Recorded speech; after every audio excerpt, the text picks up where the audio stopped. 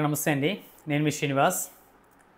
ముందుగా నాదొక మాట రిక్వెస్ట్ అని అనలేను కానీ మాట ఎందుకంటే రిక్వెస్ట్ అన్నాను. నచ్చితే వీడియో చూస్తారు, లేకపోతే లేదు, వేరే విషయం. కానీ కొంతమంది ఏంటంటే ఈ వీడియోని కొంతవరకే చూసి ఒక 30 సెకండ్స్ లేకపోతే ఒక 1 మినిట్ లేకపోతే 2 మినిట్స్ చూసిన తర్వాత ఒక నిర్ణయానికి వచ్చేస్తారన్నమాట. అంటే ఏదో ఒక పార్టీకి అనుకూలమనో ఏదో ఒక పార్టీకి ఇదని చెప్పేసి అని పూర్తిగా చూడండి. చూడకుండానే ఎందుకు ఈ మాట నేను చెప్పాల్సి వస్తుందంటే, ఇంతకుముందు మనకు ఒక ఛానల్ ఉండేది. ఆ ఛానల్లో కూడా అంతే, అది కొంచెం మంచి రీచ్ వెళ్ళింది, ఒక మంచి సబ్స్క్రైబర్స్ బేస్ వచ్చింది. ఇంతలోనే కొంతమంది ఏంటంటే మరి అది ఏం జరిగింది ఏంటనేది అది నాకు కూడా పూర్తి తెలియదు. కానీ ఏంటి అంటే వాళ్ళు చూడకుండానే మనం ఏదో ఒక పార్టీకి అనుకూలమనో లేదా ఒక పార్టీకి ఒక సపరేట్ ఇదని చెప్పేసాను. అంటే ఇప్పుడు నేను ఇంతకుముందు కూడా చెప్పాను, ఇప్పుడు కూడా చెప్తా ఉన్నాను. యాజ్ ఇట్ ఈజ్గా ఏదైతే ఉందో అదే విషయాన్ని మనం చాలా రకాల ప్రసార మాధ్యమాలు వచ్చినటువంటి విషయాన్ని మనం ఒక అనలైటిక్ ఒక విశ్లేషణ చేస్తూ చెప్తూ ఉంటాం. అంతే తప్ప మనం ఏదో క్రియేట్ చేస్తుందో లేదా మన ఇంటెన్షన్ ఏదో ఇందులో చెప్పేది ఏమి ఉండదని చెప్పేసి చెప్పాను. అలాగే మన వీడియోస్ కూడా ఉంటాయన్నమాట. కానీ చాలామంది ఏంటంటే కొంతవరకే చూసి సరే ఇప్పుడు ఎవరు ఎలా ఉండాలి, లేకపోతే నువ్వు చెప్పాలి అనుకున్నది నేను చెప్పాలనుకుంటే అది కరెక్ట్ కాదు కదా. నాకు ఏమనిపిస్తుందో లేదా ఉన్న వాస్తవం ఏదో అదే చెప్తాను తప్ప లేనిది ఉన్నట్టు, లేకపోతే ఎవరో ఏదో అన్నారని లేకపోతే ఎవరో ఏదో చెప్పారని చెప్పేసి అని కాదు కదా వాస్తవం. సరే ఇక్కడ ఏంటంటే ముందు పూర్తిగా వీడియో చూడండి, చూసిన తర్వాత నచ్చితే ఫాలో అవుతారు, లేదంటే లేదు, వేరే విషయం. అది పూర్తిగా చూడకుండానే ఒక నిర్ణయానికి రావడం అనేది కరెక్ట్ కాదు అనేది నా ఉద్దేశం. అయితే మన టాపిక్లోకి వెళ్తే కనుక గత కొద్ది రోజులుగా మన రాష్ట్రంలో ఒక సార్వత్రిక ఎన్నికలు వచ్చేసాయా అంటే ఒక ఎమ్మెల్యే లేదా ఒక ఎంపీ ఎలక్షన్స్ ఎలాగైతే ఉంటుందో ఒక వాతావరణం, అటువంటి వాతావరణాన్ని మనం చాలా రకాల మాధ్యమాలు చూస్తూ ఉన్నాం కదా. ఎందుకు ఇంతటి ఇది అంటే అదే ఏదైతే ఇప్పుడు ప్రస్తుత అధికార పార్టీ సభ్యులు చాలామంది అంటూ ఉంటారు కదా, జస్ట్ ఒక పులివెందుల ఎమ్మెల్యే అని చెప్పేసి. అంటే ఒక పులివెందుల ఎమ్మెల్యే గారి ఏరియాలో జరుగుతున్నటువంటి ఎలక్షన్ కాబట్టి ఇంతటి ప్రాముఖ్యత, ఇంత ఒక రకమైనటువంటి ఏదో రాష్ట్రంలో మొత్తం ఒక ఎలక్షన్ జరిగిపోతూ ఉందా అనేటువంటి ఒక వాతావరణం ఉందన్నమాట. ఈ పులివెందులలో కూడా ఇది ఒక జెడ్పీటీసీ ఎలక్షన్ అనమాట. యాక్చువల్లీ ఈ జెడ్పీటీసీ ఎలక్షన్ ఏంటంటే ఈ జెడ్పీటీసీ స్థానం అనేది వైఎస్ఆర్ కాంగ్రెస్ పార్టీదే. అక్కడ జెడ్పీటీసీగా ఉన్నటువంటి మహేశ్వర్ రెడ్డి అనే వ్యక్తి రోడ్ యాక్సిడెంట్ చనిపోవటం వలన ఈ ఉప ఎన్నిక వచ్చిందనమాట. సో ఈ ఉప ఎన్నికని ఇరు పార్టీలు కూడా, అధికార పార్టీ ప్రతిపక్ష పార్టీగా ఉన్నటువంటి వైఎస్ఆర్ కాంగ్రెస్ పార్టీ కూడా చాలా ప్రతిష్టాత్మకంగా తీసుకున్నాయి. సో ఆ విషయాన్ని మనం చూస్తూ ఉంటే కనుక గత కొద్ది రోజులుగా కూడా ఇది అర్థమవుతున్న విషయం.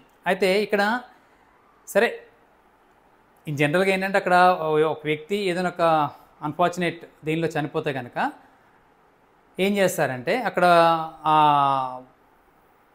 ఏదైతే జెడ్పీటీసీ లేదా ఎంపీటీసీ లేదా ఇంకేదైనా ఏం చేస్తారంటే ఒక ఎనానమస్ ఒక ఏకగ్రీవంగా ఇచ్చేస్తారనమాట. కానీ అక్కడ ఏంటంటే పులివెందులు కదా, పులివెందులు అనేది ఏంటంటే వైఎస్ఆర్ కాంగ్రెస్ పార్టీకి కంచుకోట, వైఎస్ జగన్కి కంచుకోట లాంటి ఏరియా కాబట్టి అటువంటి కంచుకోటలో మనకు వచ్చినటువంటి అవకాశాన్ని వదులుకోకూడదు అనే ఉద్దేశంతో తెలుగుదేశం పార్టీ కూడా చాలా ప్రతిష్టాత్మకంగా తీసుకోవడం, తెలుగుదేశం పార్టీలో ముఖ్య నేతలందరూ కూడా ఆ ఎలక్షన్ సంబంధించి అక్కడే ఉండి మొత్తం చూసుకోవటం అన్నీ మనం చూస్తూ ఉన్నాం.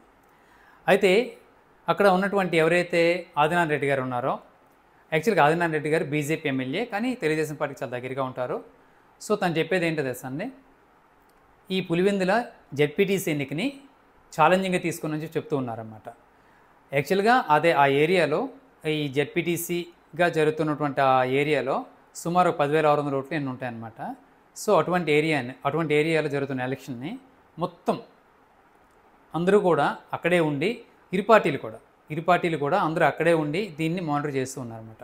అంటే పట్టు నిలుపుకోవాలని వైఎస్ఆర్ కాంగ్రెస్ పార్టీ ఎలాగైనా పులివెందులలో దెబ్బ కొట్టాలి, జగన్మోహన్ రెడ్డికి సొంత ప్రాంతంలో కూడా బలం లేదు అని చూపించాలని చెప్పేసినటువంటి తాపత్రయం అధికార పార్టీదని చెప్పేసి రాజకీయ విశ్లేషణలు ఉన్నాయి. అయితే ఇక్కడ ఒక జెడ్పీటీసీ ఎన్నిక దీనికి ఇంత అవసరమా అంటే సో అవసరమే ఖచ్చితంగా. ఎందుకు అవసరం అంటే పులివెందుల అనేది ఏంటంటే జగన్మోహన్ రెడ్డి గారి ఏరియా కాబట్టి ఈరోజే కాదు దశాబ్దాల కాలం నుంచి కూడా వైఎస్ఆర్ ఫ్యామిలీకి ఒక కంచుకోట. సో ఆ కంచుకోటను బద్దలు కొట్టాలని, ఆ అడ్డాకి అడ్డుకట్ట వేయాలని చెప్పేసి తెలుగుదేశం పార్టీ ఒక తాపత్రయం. ఇదే విషయం వైఎస్ఆర్ కాంగ్రెస్ పార్టీ అధికారులు ఉండే సమయంలో కూడా జగన్మోహన్ రెడ్డి గారు వైనాట్ కుప్పం అంటూ కుప్పంలో చాలా అప్పుడు చూసాం కదా, కుప్పంలో చాలా మట్టుగా అక్కడ క్లీన్ స్వీప్ చేయడమో లేకపోతే మెజారిటీ స్థానాలు గెలుచుకోవడమో చేశారు.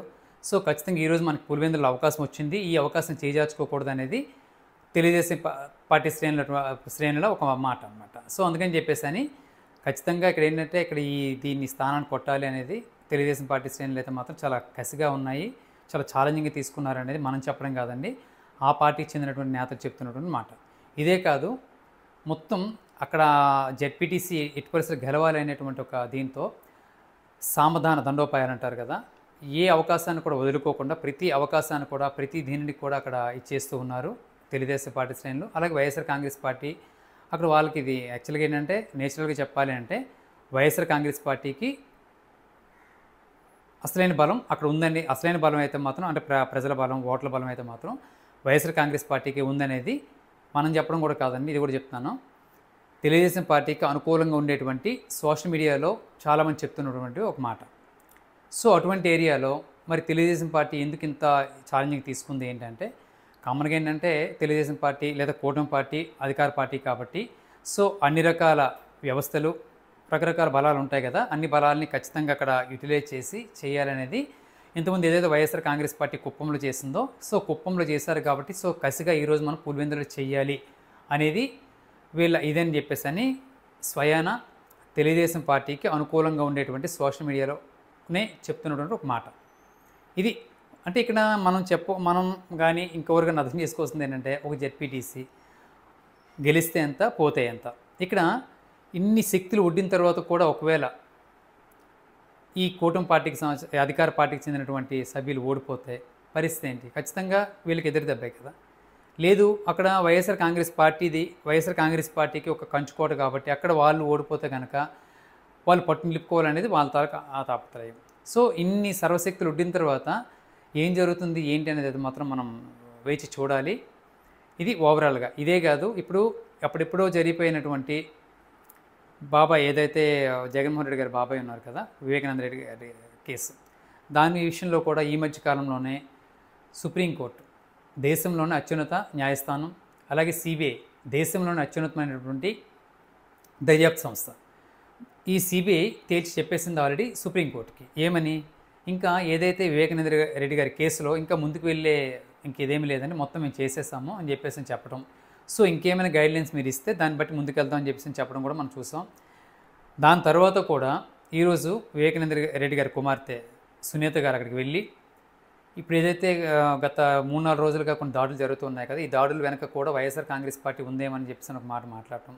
ఇదే ఇప్పుడు వైఎస్ఆర్ కాంగ్రెస్ పార్టీ వాళ్ళు అంటూ ఉన్నది ఏంటంటే 2024లో కూడా వీళ్ళ జగన్మోహన్ రెడ్డి గారికి వ్యతిరేకంగా ప్రచారం చేశారు కదా, బట్ ఇప్పుడు ఏంటంటే మళ్ళీ వచ్చారు. ఇంటెన్షనల్గా చెప్పాలంటే క్లియర్గా అర్థమవుతూ ఉంది కదా, జెడ్పీటీసీలు ఎలాగైనా గెలవాలి అనేది. సో ఈ గెలుపుకి ఈ సునీత రెడ్డి గారు కూడా తెలుగుదేశం పార్టీకి అనుకూలంగా ఉన్నారనేది. ఎందుకు అంటే అక్కడ సంఘీభావం తెలపడానికి సునీత రెడ్డి గారి ఇంటికి ఆదినారాయణ రెడ్డి గారు వెళ్ళారు, బీటెక్ రవి గారు వెళ్ళారు, వీళ్ళందరూ కూడా వెళ్ళి మాట్లాడారనమాట.